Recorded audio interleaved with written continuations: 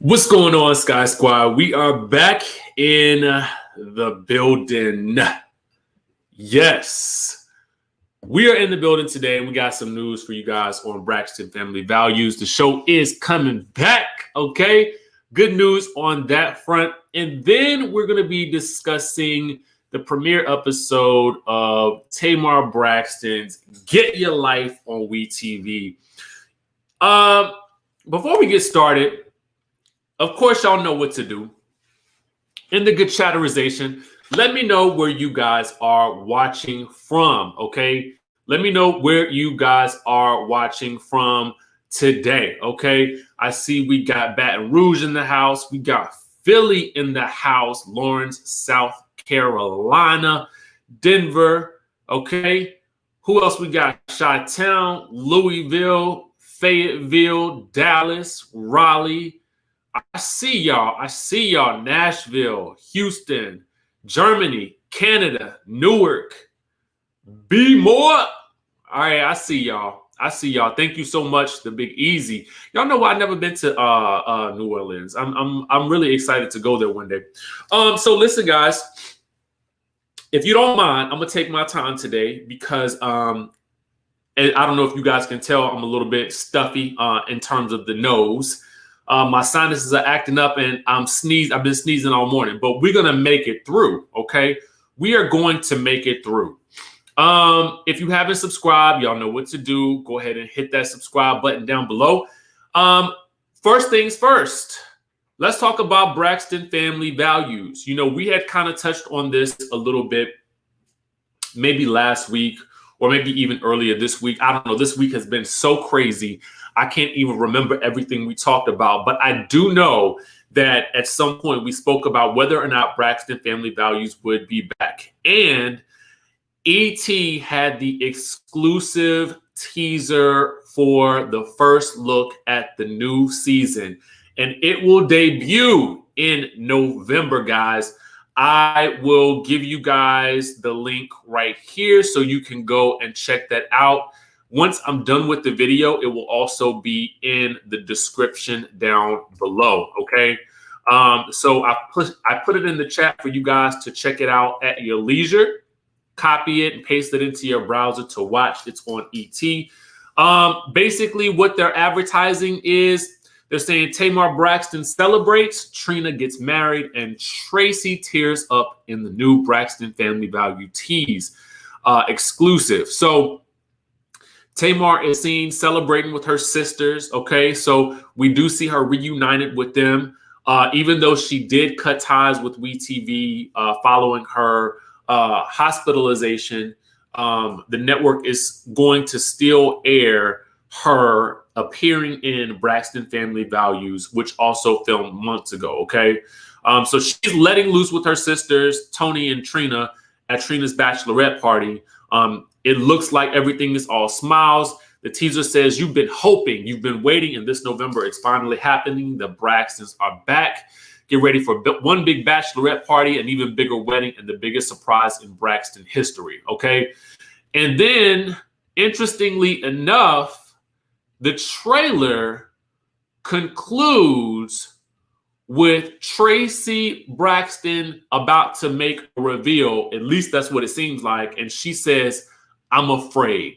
So be sure to check out the teaser trailer for that. So let me know in the chatterization if you guys are going to be watching the new season of Braxton Family Values when it airs on WeTV this fall. For one, I am excited. And if you guys have been following me for, like, let's say you've been following me before my channel here, you will know that I was on AfterBuzz TV. And during that time, when I was on AfterBuzz TV, I actually used to recap Braxton Family Values and Married to Medicine and Real Housewives of Potomac and all of those shows. So Braxton Family Values is really where my heart lies. JB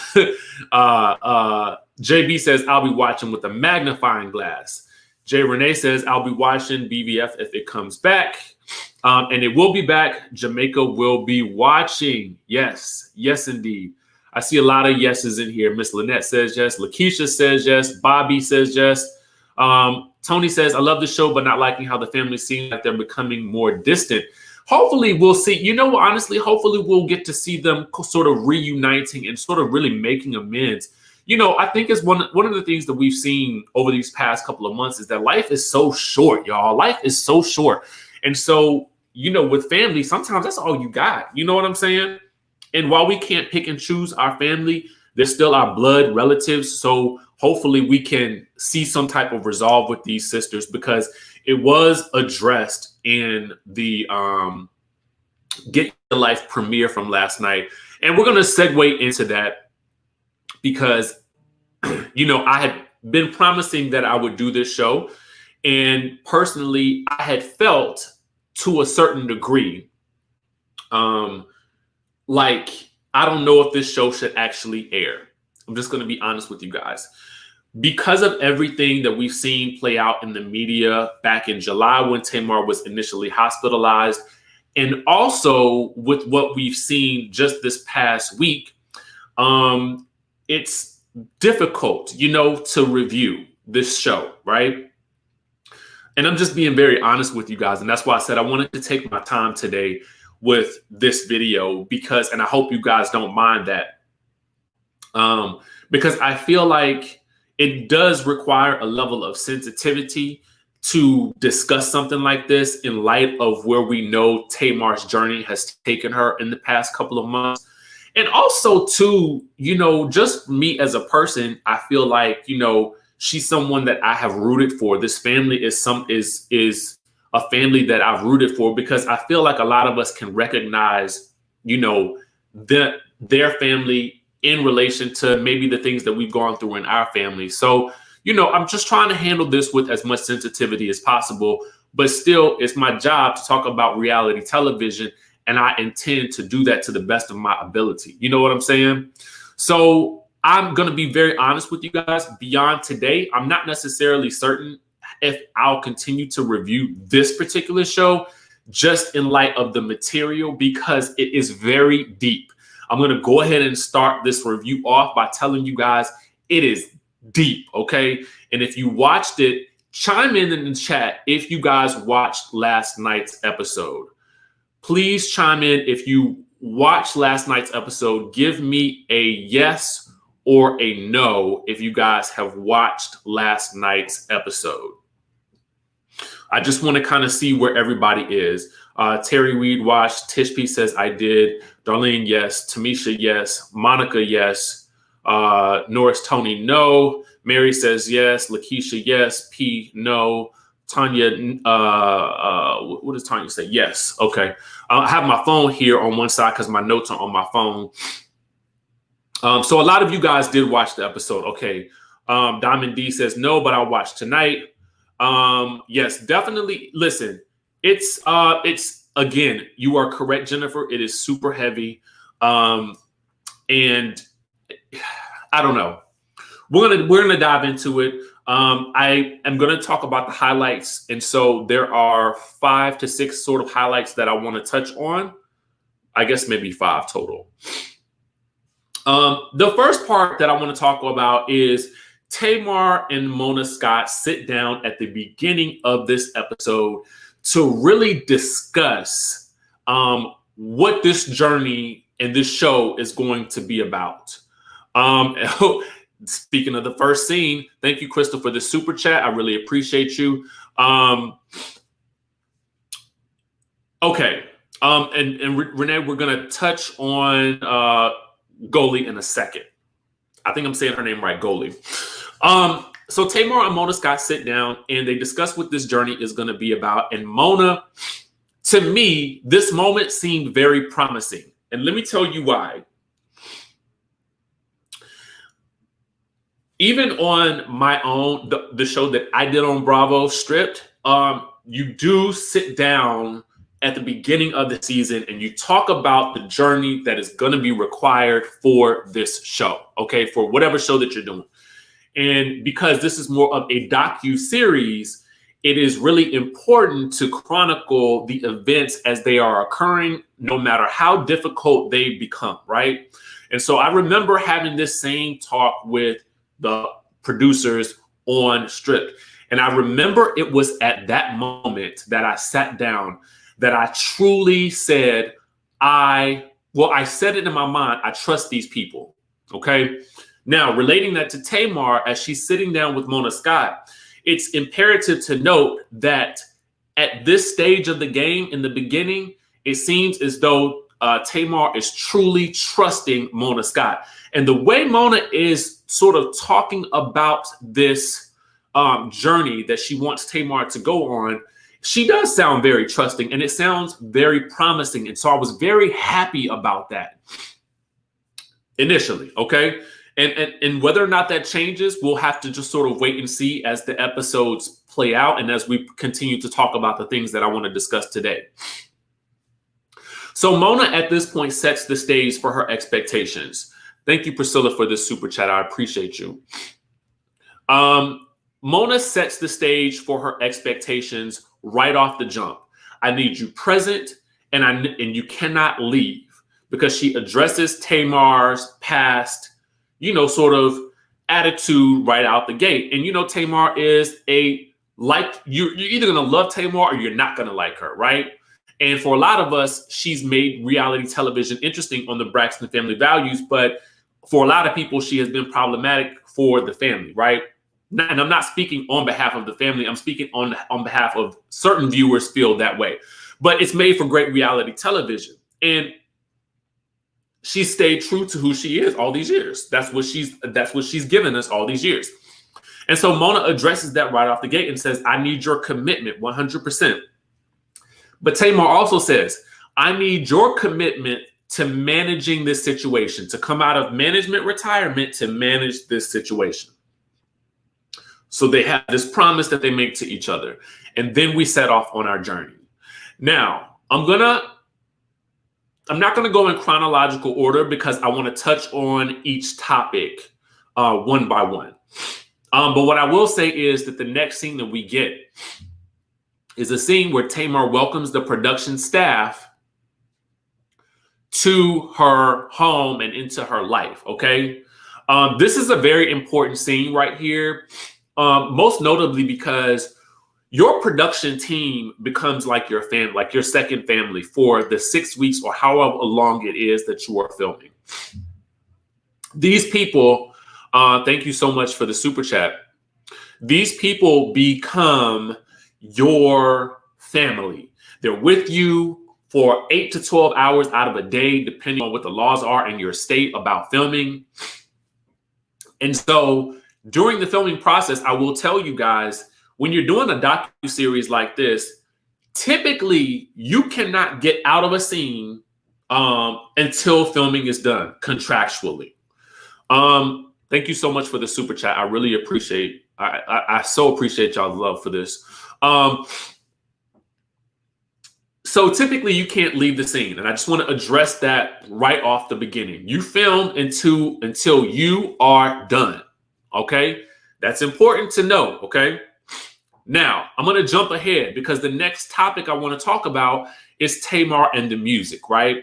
So a part of this journey will be chronicling, and I'm going to come back to Taco Tuesday night in just a second, guys. So don't worry about that, but I'm going to come back to it when I'm talking about David. Now, Tamar meets with music producer, I think his name is Jay White, okay? The journey is going to chronicle her musical evolution as she is making her way back to making music, but doing so without having Vince around. Now, here's the thing. Tamar has never made music without Vince, okay? And so he kind of acted sort of, I guess, as her protector in that situation. And she's also never usually made music, I guess, with singing with other people in the room. And it's amazing to me because she has such a powerful voice that I was like, wow, like I understood that though. Like I understood that you really can be this powerhouse singer, but still be self-conscious about singing what you've written in front of other people. And I got it. So she's never done music without Vince. She's shy about the recording process. And I want you guys to note something. She has asked to be removed from the smoky environment in the studio. Now, for those of you guys who have not been in a studio, a lot of times in a lot of recording studios, there's all types of smoke in the studio. Thank you so much for the super chat. I try, man. I'm just trying. So there's a lot of smoke that can be in a lot of studio spaces, which is not going to be good for most singers. So she warns about this ahead of time, okay? And she says, I need to record in a different studio. So they actually moved the studio to her apartment, okay? Now, she also questions in this first scene with the producer what people want from her. And that's so interesting to me because to me, I'm like, I think what people want from Tamar is just Tamar. We want her to sing about her life. And to me, she's at the perfect point to deliver us a Mary J. Blige type of My Life album, okay? Because she's gone through so much in the public, okay? She's gone through the divorce. She's gone through losing the show.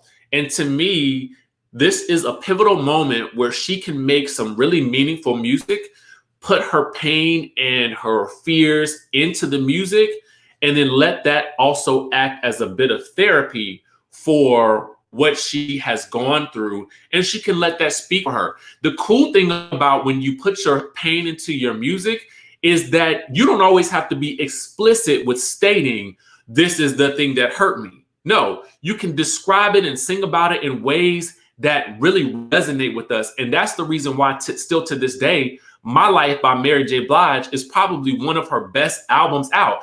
Comment in the chatterization if you guys still listen to that My Life album. I see it. You know what I'm saying? That's that thing. You know what I'm saying? That album with Mary will just, it stands the test of time. You know what I'm saying? I still listen to that every night. I listen to that song every single night, y'all. Oh, thank you. If you guys want it, I will. We'll talk about that in a second. So to me, this is Tamar's opportunity to make that My Life album. And I think that's what we want. And the producer says, I don't know what they want from you, but I think that you should give the people what they didn't know that they needed. And that's why I say it's her opportunity to make a My Life album, because Mary gave people what I don't even know if she knew that they needed. And Tamar has a moment with this where she's really like, wow, like that hit home with her. You could tell. And so to me, I'm like, okay, we're on the right path here. Like, I'm excited. I'm in it now. I'm like, yes. Okay. Minus a couple of little things. Now, I want to talk to you guys about Tamar and Dream work. Okay. Now, this is where we meet. Is it Goli or Gali? Okay. Gali is a creative coach. That's what they describe her as. And she's worked with all types of, really big music artists and creatives. And what she does is she focuses on dream work, which seems to me to be an interpretation of an artist's dreams in the context of, not in the context of, but in order to get into that space of really getting to the most pure dreams, you need to abstain from intimacy relations. Okay, y'all know what I'm talking about. And alcohol and other substances. Okay, for 45 days. Now, we're going to talk more about that shortly, because that comes into play when we get to talking about David. Okay. Can I ask you guys what your thoughts are about this right off the jump? Because I want to understand, do you guys feel as though dream interpretation comes into conflict with your religious beliefs? in the chat, please write that. Let me know if you feel that what Goਲੀ does comes into conflict with your religious beliefs. I just want to see what you guys are saying in the chat about it, because part of me says no, okay? Because your dreams are a thing, and why not interpret what those dreams mean? But part of me also understands why somebody would, because a lot of people would say to, you know, when we talk about the things that are going on with us subconsciously, we should really talk to spiritual leaders who are indoctrinated in the church about those types of things. So I want to know from you guys what you think. And I'm asking this for a reason. So just be patient with me, because if you haven't seen the show, you won't understand why I'm asking. If you have seen the show from last night, you will understand. And we're going to get to why in a second. Okay. Now, what I want to state about this is off the rip. Thank you for the super chat. You says, I think her method isn't right one for Tamar. She needs spiritual and mental healing. Okay. Now, any kind of therapeutic work to me has to be handled with a level of sensitivity. And I don't know if it's always suitable to film it on a reality television show. And this is where things get tricky for Tamar, okay? Because she ends up describing a dream about her, I guess, dating or meeting up with Tyler Perry. There being a woman there that she thinks he's cheating with, but it turns out that this lady is an angel, okay? And so at this point in time, when it gets too deep for Tamar, she's like, I'm done. But I want to note something here. Goly, the spiritual advisor, asked the producer, can we stop this recording?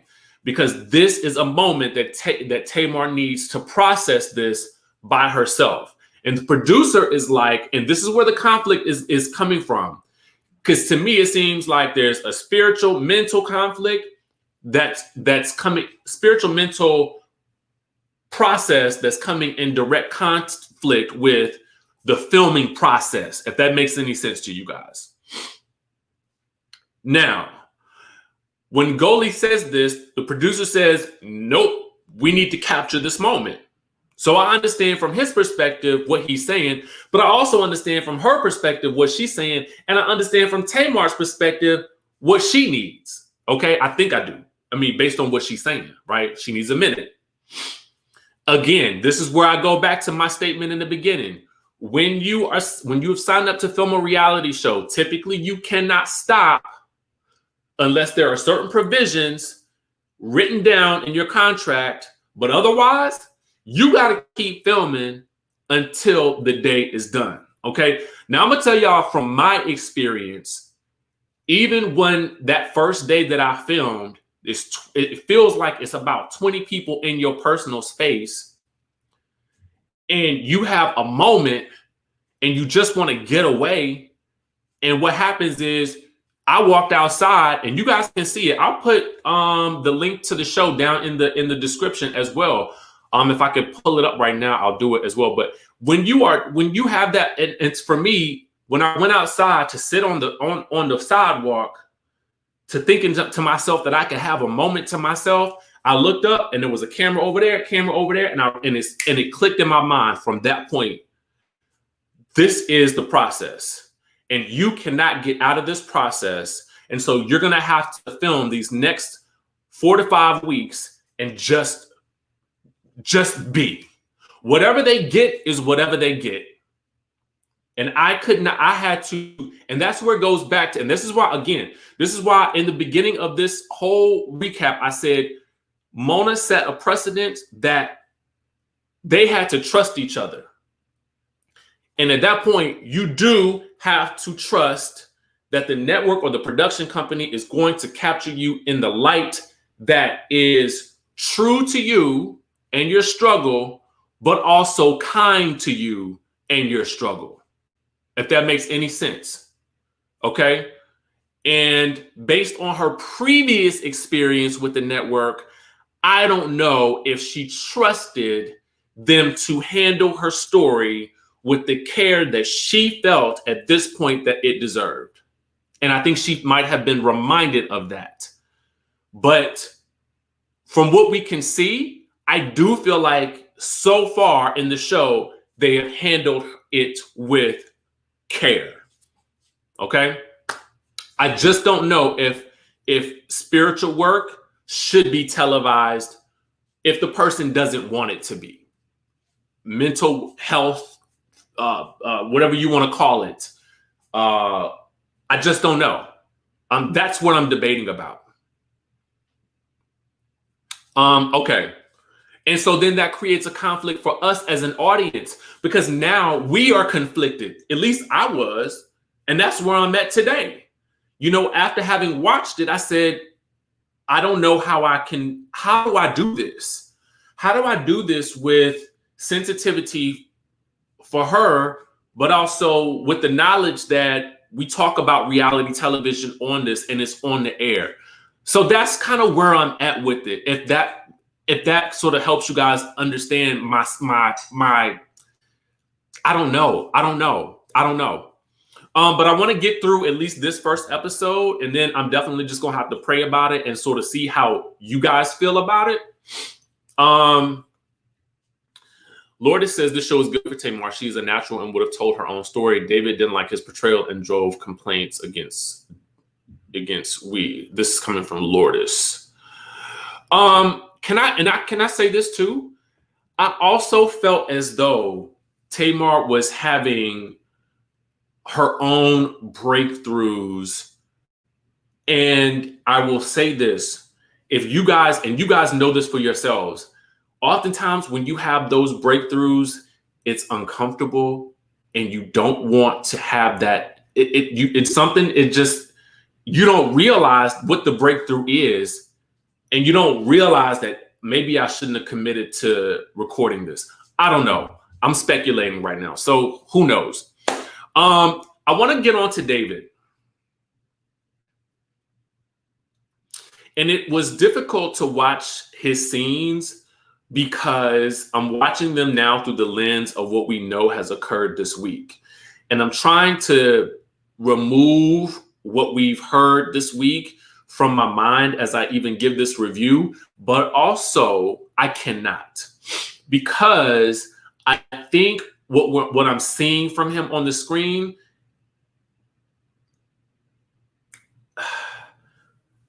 puts a different spin on what is happening now. Let's get into it. As we talked about earlier, the dream work requires abstaining from intimacy and no alcohol or substances for 45 days. Now, when Tamar relays this to David, he is not having it, okay? He is absolutely not here for it, talking about as a man, this is what he needs. He doesn't believe in this. And it was interesting to me that he wouldn't support her in this because of his own desires, okay? Now, again, that's important. He was not supportive of that aspect of this because of his own desires and needs. And as I'm watching this, and I'm saying to myself, if I were him, or in my own relationship, if anybody that I'm with comes to me and says, I'm going through a process whereby I need to abstain from certain things for 45 days in order to reach a higher level for myself, it would be completely selfish of me to say, oh, that's not cool. We can't do that because I have my needs. You know how to satisfy that need by yourself. Let's just be for real, for real. At the end of the day, the most important thing to me, if I'm with you, is your mental sanity, clarity, and you being the best version of yourself possible. So whatever we got to do to help you get to that point, we're going to do. And I'm going to be with you every step of the way. And I'm not going to complain about it. 45 days is nothing compared to the rest of our lives. So if it takes 45 days for you to get to be an even better version of yourself, which I'm already in love with, I'm here for that. I'm here for you. And I'm going to hold your hand through it the entire way. Whatever you need from me is going to be whatever is going to be what you get. So to me, this just was very selfish and just like, I wasn't here for it. Now, granted, that's his truth, or that's how he felt, and he didn't shy away from it, no matter how it's going to make him look. But at the end of the day, it's like you can't even sacrifice for 45 days with her, because it's a sacrifice for her too. But she's willing to do it in order to uncover whatever or do the work that she needs to do to move forward. To me, I wasn't here for that. I really wasn't here for that. I want to go back to Taco Tuesday because I told you guys I would touch on this earlier. Taco Tuesday initially in this show, in this episode, was meant to sort of welcome the crew into Tamar's life and her space. But what I found interesting was that he was the one making the toast to welcome the crew when I felt like it should have been her. And also, too, I think he had a false perception of what this journey would actually be. Because he's like, oh, it's gonna be, we're toasting to fun and sunshine and rainbows. And Tamar's like, this is reality TV, because she still understands there's gonna be some struggle involved in the process that's not always gonna be pretty. And I just felt like personally, she should have been the person making that speech because it's her journey. It's not his. He's just a part of it, okay? Because we're not watching this show for him. We're watching this show for Tamar. We're watching this show because we fans of Tamar. We either like her music or her persona on reality TV, what she gave us on The Real, or what have you. That's why we're watching this show. It ain't for David. So to the background you go, in my mind.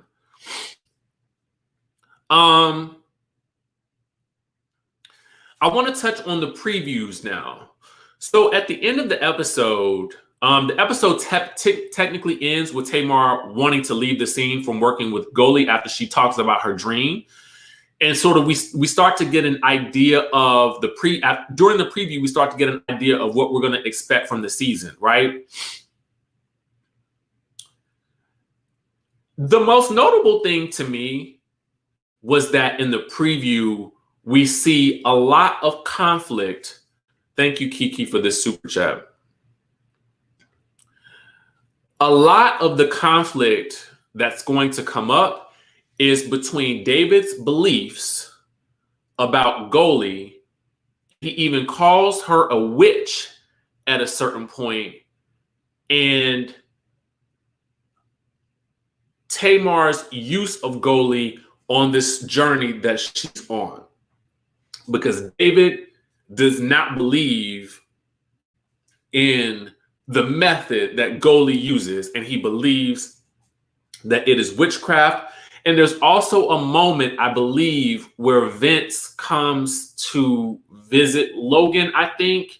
It happened so fast, and it seems as though David was upset that Vince had come either onto his property or what, I'm not necessarily sure. There was something going on there. And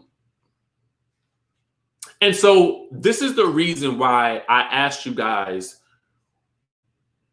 does the dream work come into conflict with your religious beliefs? Because that's where a lot of the stress and the struggle seems to lie, at least from what we saw in the preview.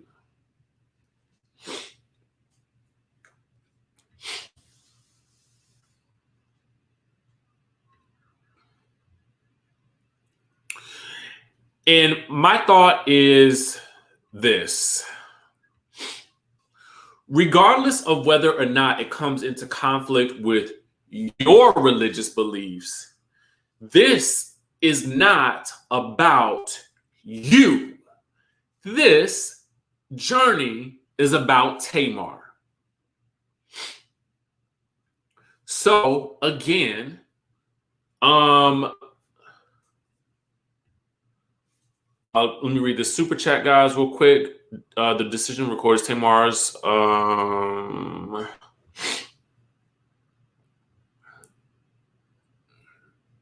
Thank you for that. I really appreciate that. Oh, this is so interesting. Somebody wrote something about Lovely says if it was a pastor interpreting the dream, David wouldn't have a problem. That's very interesting. LaQuisha says Joseph in the Bible interprets dreams. Stop it. Ooh, Debbie makes an interesting observation. Debbie says Goldie threatened David's control over Tamar.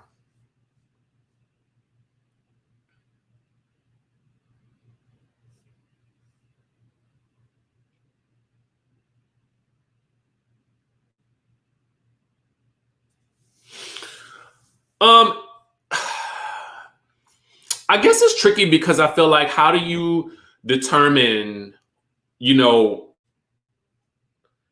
what witchcraft is? I felt like in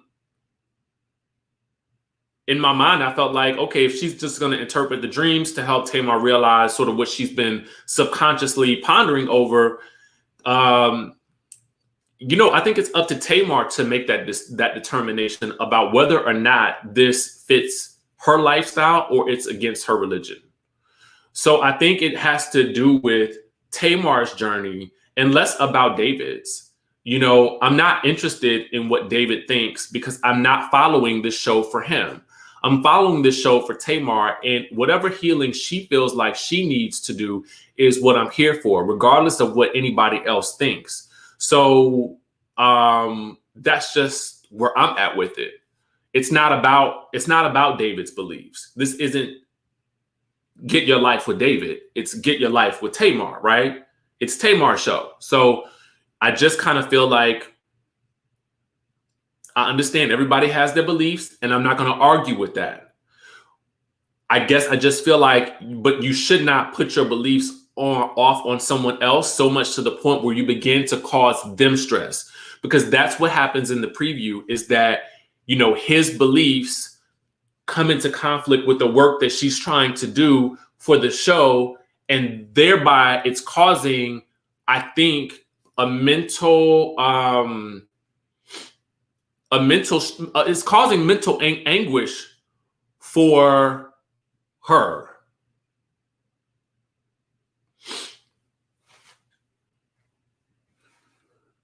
I mean, I've never had my dreams interpreted or anything like that. So, for me, it's like, I don't know.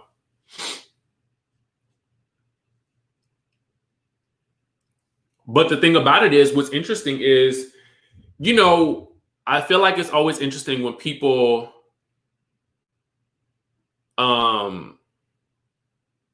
sort of pick and choose what they want to have faith in, i.e., if they're not married and they're having relations, then that's directly against what they should be doing, correct? But he has no problem with that. So to me, it's like, I don't know, I don't know. All I know is that this is what is causing him to sort of freak out on the show. And this is what seems to be going to be the big issue that they face moving forward. I guess what I want to know is, do you guys still want to have this show covered?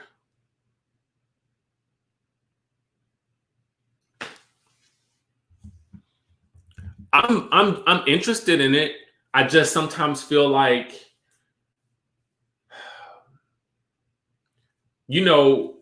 mental health is such a delicate topic, and I want to make sure that I'm always handling it with care and being gentle with people. Because at the end of the day, I really do care. I personally like to be able to sleep at night, you know? So I try to approach situations with, you know, like just being humble, but also be real, but also just fair, you know? And so I guess what I'm going to do is I'm going to pray about it. I'm going to listen to what you guys say. I know a lot of you that are in the chat, you know, we get together pretty much a lot of us every day, you know, 5 days a week. So you guys are the people that I care about in terms of this, because, and I also feel an obligation to, when I speak, to try to speak responsibly. So we're gonna see how it goes. If you guys feel like it, I'll try to keep going as long as we are getting something from it, then I'll definitely do that. But I do want to say I want to send prayers out to, you know, Tamar and the family, and especially, you know, it's always the little ones, the kids that I think could be impacted the most by a lot of the things that we see. So we definitely just want to kind of keep them in our prayers as they continue to move forward on this journey. And I'm looking forward to Braxton Family Values. You know, I got to definitely cover that because that's a staple of mine and a favorite of mine as well. If you guys continue to feel like I'm handling it as responsibly as I can, and I feel like I'm handling it as responsibly as I can, then I'll continue to move forward and try to do my best, because that's really all I can do. But I want to thank y'all for tuning in. And yeah, I mean, it definitely, if I'm being very honest with y'all, it made me emotional. Just because we know a lot of things that have happened, and I'm sure there's a lot of things that we don't know. So I think Annette hits the nail on the head. We'll just continue to pray for them, and, you know, do our best. And I want to say thank you guys for tuning in for this review. It was a little bit different from how I typically do things, but I wanted to make sure I had my notes, and I gave y'all, you know, every piece that really resonated with me. Thank you. I love you guys too.